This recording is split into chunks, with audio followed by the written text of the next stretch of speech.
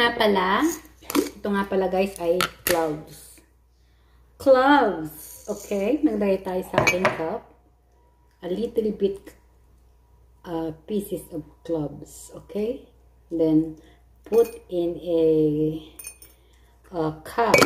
Okay? Mag-English muna tayo ngayon.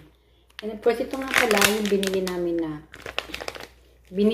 na barley black tea. Kaso lang guys, itong barley black tea na ito kailangan pang ipak. Kasi isang buong pack na siya. So, sana ipapak natin ng maliliit. Kaso wala ako noong pampak. So, lagay na lang natin directly in a cup. Gusto kong uminom ng tea.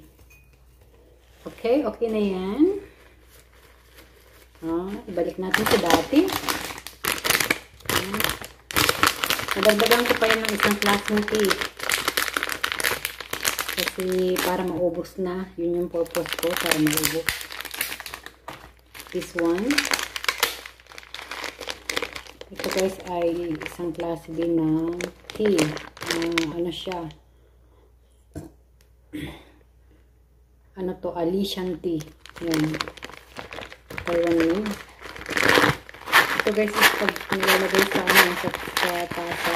Ganito ang style niya. Maliliit siya. Ayan. Leaves siya. Leaves yan. Hulog pa.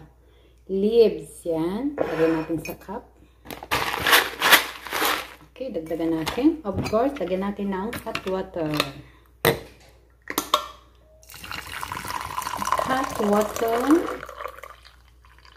Yan. Naka-smell si cup. Yan. Hot water. Okay. Yan.